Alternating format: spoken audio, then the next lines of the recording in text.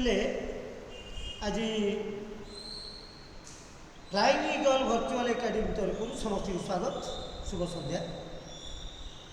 କାଲି ନବମ ଶ୍ରେଣୀର ଆମେ ପଢ଼ୁଥିଲେ ଜାତୀୟ ଜୀବନ। ଜାତୀୟ ଜୀବନର ଆଉ ଯେଉଁ ଅଧିକ ବିଷୟ ଥିଲା ତାକୁ ଆଜି ଆମେ ଆଲୋଚନା କରିବା।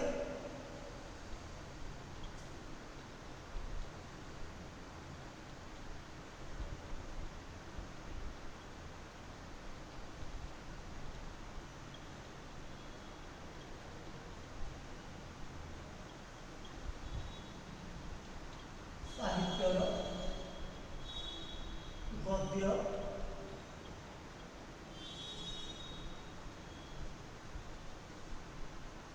ଜାତୀୟ ଜୀବନ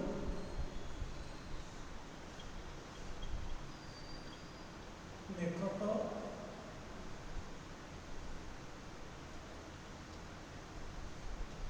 ମଧୁସୂଦନ ଦାସ।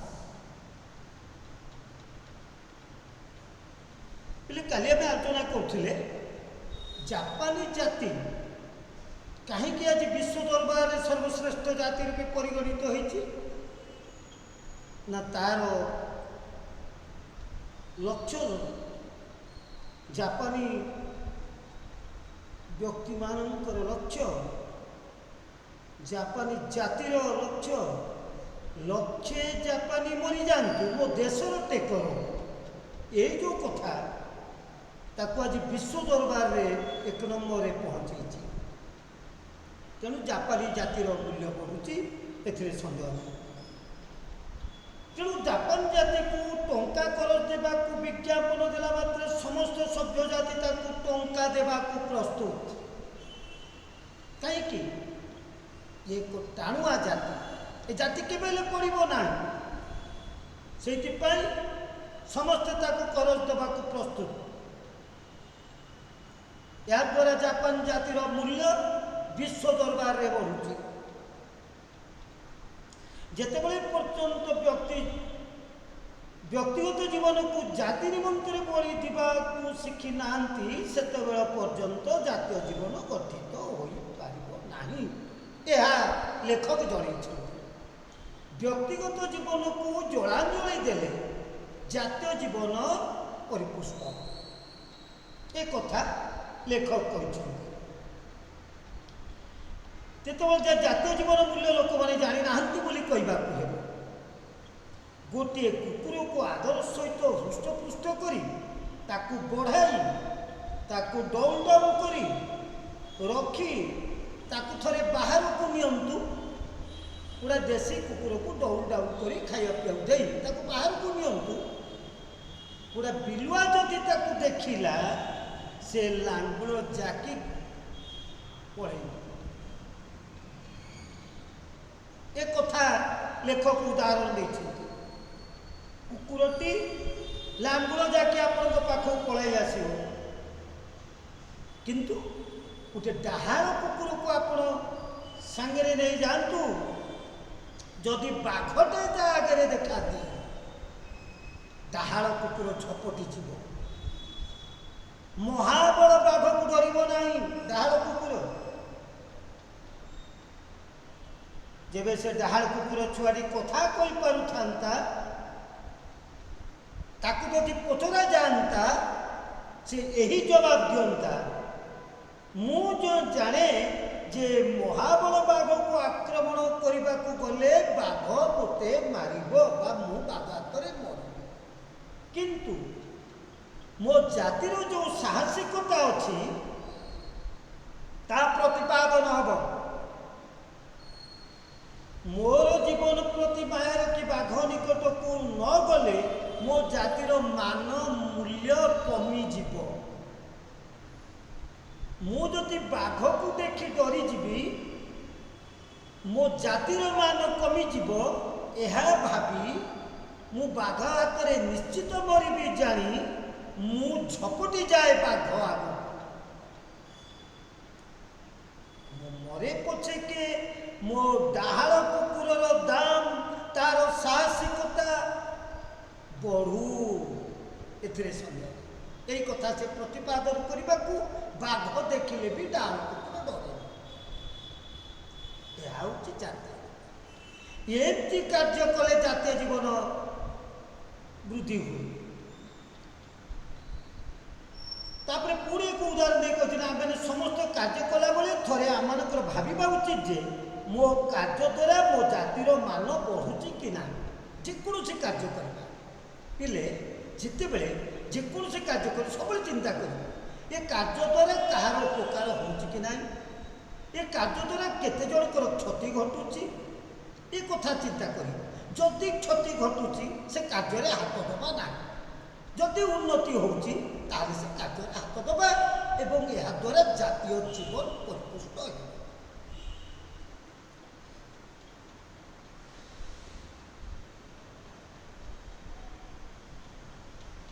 ଯେତେବେଳେ ପ୍ରତ୍ୟେକ ଜଣେ କୁବାକ୍ୟ କହେ ମୁଁ ଜାଣିପାରେ ଯେ ମୁଁ ସେଇ କୁବାକ୍ୟ ପ୍ରତ୍ୟୁତ୍ତର ନ ଦେଇ ଚୁପ୍ ରହିଲେ ମୋ ଜାତିର ମାନ ବଢ଼ିବ, ମୋ ଜାତିର ଗମ୍ଭୀରତା ବଢ଼ିବ, ତାହେଲେ ଏପରି ସ୍ଥଳରେ ନୀରବତା ରହିବ।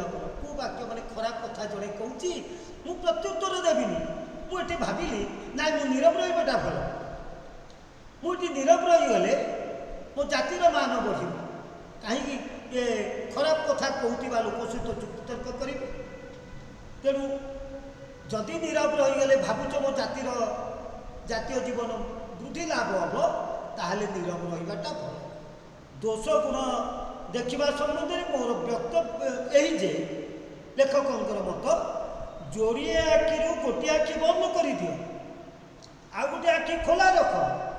ବନ୍ଦ ଆଖିରେ ଅନ୍ୟ ଜାତିର ଦୋଷ ଦେଖ, ଖୋଲା ଆଖିରେ ସେ ଗୁଣ ଗୁଡ଼ିକୁ ନିରୀକ୍ଷଣ କର, ଗୁଣ ଗୁଡ଼ିକୁ ଶିକ୍ଷା କର। ଏଠି ସୁନ୍ଦର ଉଦାହରଣ।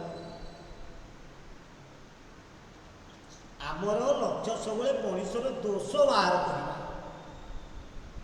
ମଧୁସୂଦନ ଦାସ କହିଛନ୍ତି ନା ପ୍ରତ୍ୟେକ ମଣିଷ ପାଖରେ, ପ୍ରତ୍ୟେକ ବ୍ୟକ୍ତି ପାଖରେ, ପ୍ରତ୍ୟେକ ପ୍ରାଣୀ ପାଖରେ ଭଲ ଗୁଣ ଅଛି, ଖରାପ ଗୁଣ ଅଛି। ପ୍ରଥମେ ଆମେ ଖରାପଟାକୁ ଗ୍ରହଣ କରିଯାଉଛେ ନା।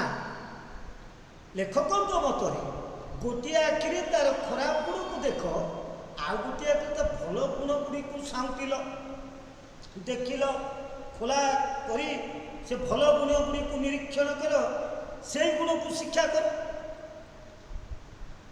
ସବୁ ବ୍ୟକ୍ତି ସବୁ ଜାତୀୟଠାରେ ଅନୁକରଣ କରିବା ଯୋଗ୍ୟ ଅନେକ ଗୁଡ଼ିଏ ଗୁଣ ଅଛି, ହେଲେ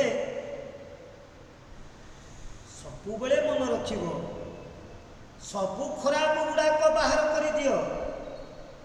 ଯାହାକୁ ଭଲ ପାଉଛ ତା ପାଖରୁ କିଛି ଭଲ ଗୁଣକୁ ସଂଗ୍ରହ କର, ତାକୁ ଜୀବନରେ ଲଗାଅ। ଖରାପ ଗୁଡ଼ାକ ବାହାର କରି ଫୋପାଡ଼ି ଦିଅ। ଉଦାହରଣ ଦେଇଛି ସୂର୍ଯ୍ୟଙ୍କର। ସୂର୍ଯ୍ୟ ନିର୍ବିକାର, ସମସ୍ତଙ୍କ ପାଖରେ ସମାନ, ସକଳ ଶକ୍ତିର ଆଧାର, ସମସ୍ତଙ୍କୁ କିରଣ ବିତରଣ କରୁଛନ୍ତି। ସମୁଦ୍ର ପାଣିରେ, ମିଶ୍ରି ସରବତରେ, ନର୍ଦ୍ଦମାରେ, ସବୁଠି ଭଲରେ ସୂର୍ଯ୍ୟଙ୍କର କିରଣ ପଡ଼ୁଛି, ଖରାପରେ ବି ପଡ଼ୁଛି। ସୂର୍ଯ୍ୟ କିରଣ କ'ଣ କରେ ନା ସବୁ ଭଲକୁ ଗ୍ରହଣ କରିକିରି ନେଇଯାଏ ଏବଂ ତାକୁ ପୁଣି ବିତରଣ କରେ ଜନମାନସର ଉପକାର ପାଇଁ। ସୂର୍ଯ୍ୟଙ୍କର କିରଣ ବିଶୁଦ୍ଧ ଜଳତକ ଟାଣି ନିଏ, ପୁନର୍ବାର ପୃଥିବୀରେ ସେଗୁଡ଼ାକୁ ସିଞ୍ଚନ କରେ। ତାହେଲେ ଏଥିରୁ ଆମେ ଏକ ମହତ ଶିକ୍ଷା ପାଇଲେ ଦୋଷ ସବୁ ତ୍ୟାଗ କରି ଭଲ ଗୁଣକୁ ଗ୍ରହଣ କରିବା, ଏହା ସୂର୍ଯ୍ୟଙ୍କ ଠାରୁ ଶିକ୍ଷା ଲାଭ କର, ଏ କଥା ଲେଖକ ଦର୍ଶାଇଛନ୍ତି। ହେଲେ ଏଠି କେତେ ସୁନ୍ଦର ଉଦାହରଣ, ଡାହାଳ କୁକୁରର ଉଦାହରଣ ଦେଲେ। ଆମେ ଡାହାଳ କୁକୁର ପରି ହେବା, ମରିବା ପଛେ ଆମ ଜାତିର ମାନକୁ ତଳେ ପକାଇଦେବା ନାହିଁ। ଦ୍ୱିତୀୟରେ ଗୋଟେ ଉଦାହରଣ ଦେଲେ, ସୂର୍ଯ୍ୟଙ୍କର ଉଦାହରଣ ଦେଇଛନ୍ତି।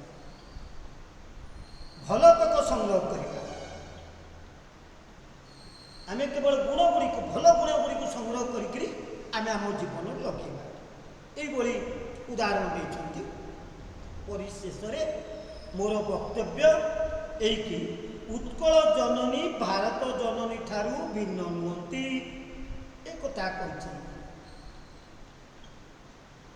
উৎকল জননী ভারত জননী ইয়ে কেহি অলগা নুহতি, সে ভারত জননীর সপত্নী কিংবা শত্রু নুহতি। সপত্নী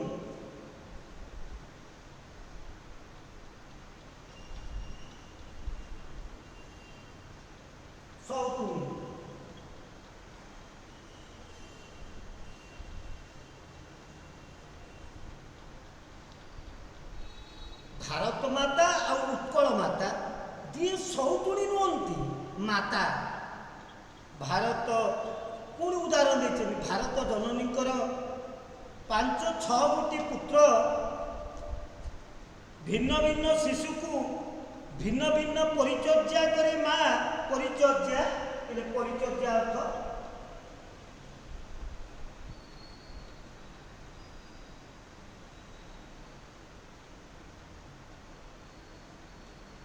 ଭିନ୍ନ ଭିନ୍ନ ପିଲାଙ୍କୁ ସେ ଭିନ୍ନ ଭିନ୍ନ ପରିଚର୍ଯ୍ୟା କରେ। 5 ଗୋଟି ସମାନ ନୁହେଁ। 5-6ଟି ପିଲାଙ୍କର ପ୍ରକୃତି ଦେଖି ମା ସେମାନଙ୍କ ସହିତ ବ୍ୟବହାର କରେ। କିଭଳି ସେବା ସିଏ ଯୋଗେଇଛି, କିଭଳି ପରିଚର୍ଯ୍ୟା କରେ ତା ପିଲାମାନଙ୍କ ସହିତ। ଜନନୀ କେଉଁ ଶିଶୁକୁ କ୍ରୋଡ଼ରେ ପୁରାଇ ମଧୁମୟ ସ୍ନେହ ଚକ୍ଷୁରେ ସ୍ତନ୍ୟପାନ କରାନ୍ତି। କ୍ରୋଡ଼ କହିଲେ କୋଳ, କ୍ରୋଡ଼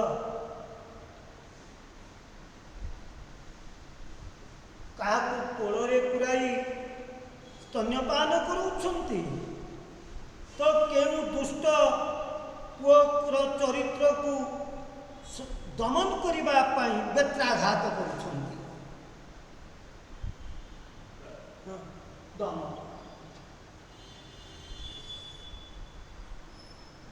ଶାସନ କରୁଛନ୍ତି। କାହାକୁ ସ୍ତନ୍ୟପାନ କରୁଛନ୍ତି ତ କାହାକୁ ଶାସନ କରୁଛନ୍ତି। ବିଭିନ୍ନ ପିଲା ସହିତ ବିଭିନ୍ନ ପ୍ରକାର ବ୍ୟବହାର ଦେଖାଉଛି ମା। କେଉଁ ଶିଶୁକୁ ନିକଟରେ ବସାଇ ତାଠାରୁ ପରାମର୍ଶ ଗ୍ରହଣ କରୁଛନ୍ତି, ଆଉ କାଠାରୁ ଜନନୀ ବିଭିନ୍ନ ରୂପ ଧାରଣ କରି ଦଣ୍ଡାୟମାନ ଏଇଭଳି ହେଇଛନ୍ତି। ବିଭିନ୍ନ ଶିଶୁ ପାଖରେ ବିଭିନ୍ନ ପ୍ରକାର ମାଙ୍କର ରୂପ ସେ ଦେଖେଇଛନ୍ତି। ଯେଉଁ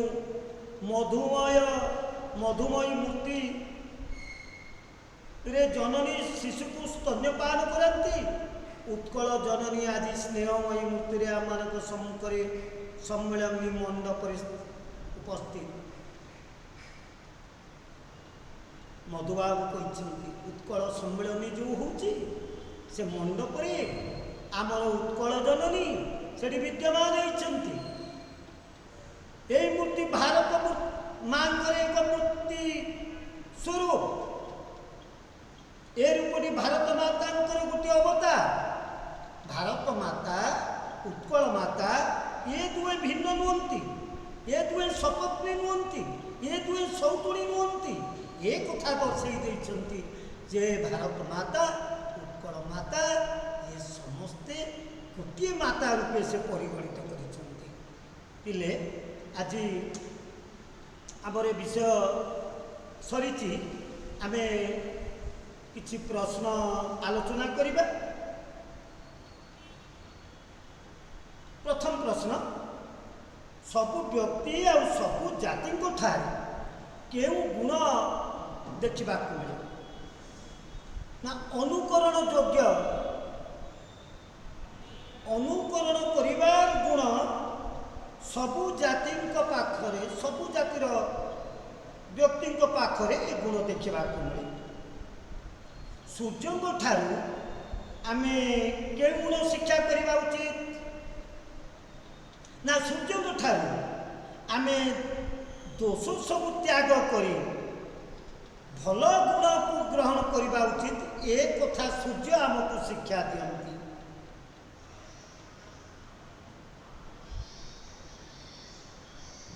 ଜାତୀୟ ଜୀବନ କିପରି ଗଠିତ ହୋଇଥାଏ?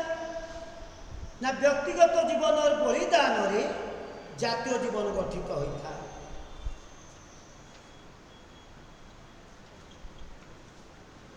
ଆଚ୍ଛା ପିଲେ, ଯେଉଁ ଡାହାଳ କୁକୁର କଥା ମୁଁ କହୁଥିଲି, ଡାହାଳ କୁକୁରର ଜାତୀୟ ଗୁଣ କ'ଣ? ନା ଡାହାଳ କୁକୁରର ଜାତୀୟ ଗୁଣ ହେଉଛି ସାହସିକତା।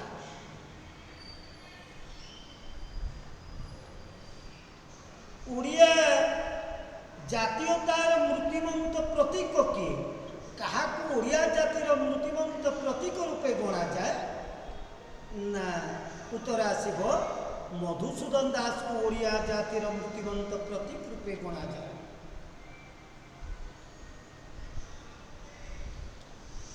ले किछि प्रश्न रे आमे शून्य स्थान पूरण करवा। डाहाल कुकुरर जातीय गुण डैश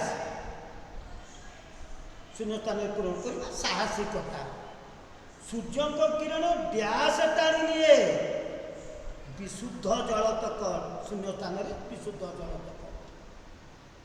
सूर्य निर्विकार भाव में समस्त डैश वितरण करुछंती किरण शून्य स्थान रे बसी किरण।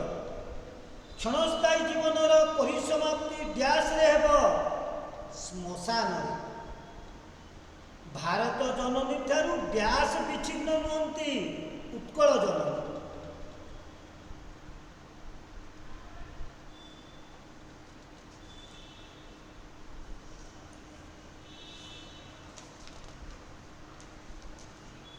आमे आ किछि प्रश्न आमे पचारिबा जहाँकि आमर ग्रामर को टच करिवो।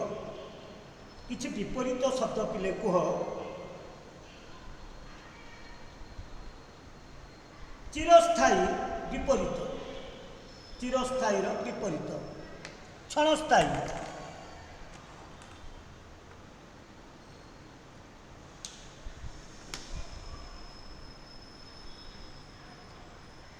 असद्भाव विपरीत सद्भाव।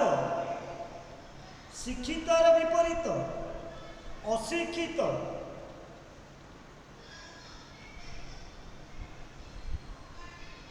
अच्छा पिले हुष्ट पुष्ट भली आउ पांचटी जुग्म शब्द कहल। हुष्ट पुष्ट जमती बाट घाट शिक्षा दीक्षा अस्त्र शस्त्र धन जन रंग ढंग ये तबे जुग्म शब्द लेखिब।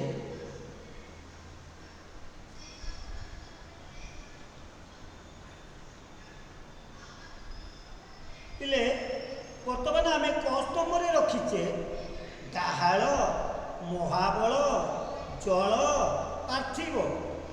खस्तंभ अच्छी बिंदु जीवन कुकुर परित्राण बाघ। कस्तंभर शब्द को खस्तंभ शब्द सहित जोग करवा। डाहाल सहित कौ शब्द को जोग करवा ना डाहाल सहित बाघ। कारण डाहाल जानी बाघ पाखु गले मरबी किंतु साहसर सहित से बाघ सहित लड़ाई करने को जाए। डाहाल सहित बाघ आम बाछी मिसेले। महाबल सहित आम डाहाल सहित कुकुर पिले सॉरी डाहाल सहित कुकुर महाबल सहित बाघ। महाबल कस्तंभ खस्तंभ बाघ अच्छे। डाहाल सहित कुकुर डाहाल कुकुर भारी भयंकर बाघ सहित लड़ाई करे। जल सहित खस्तंभ अच्छी बिंदु जल सहित बिंदु। पार्थिव सहित खस्तंभ बाछ आ दुटी रहा परित्राण और जीवन। ताले पार्थिव सहित जीवन शब्द को जोग करवा।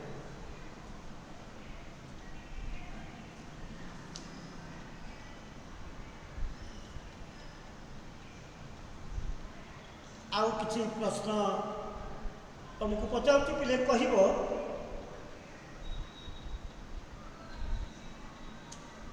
जापान जातिर उन्नतिर मूल मंत्र कौन? जापान जातिर उन्नतिर मूल मंत्र होउची मोर प्राण जाऊ लक्षे जापानी को प्राण जाऊ किंतु जापानी जातिर मान रहू। यह होउची मूल मंत्र। केतेबेले देशी कुकुर लांगुल जाकी पलाई आसे। जेतेबेले देशी कुकुर केतेबेले पछा घुंचा दिए ना जेतेबेले बिलुआ ताकू देखी खिंकारे सेतिकी बेले देशी कुकुर पछ घुंचा दिए। डाहाल कुकुर छुआ बाघ को देखी तार को झपटी जाए कहीं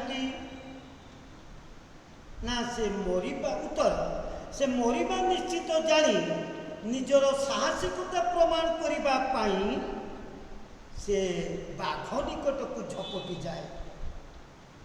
ହେଲେ ବର୍ତ୍ତମାନ ଆମର ବିଷୟବସ୍ତୁଟି ସରିଛି।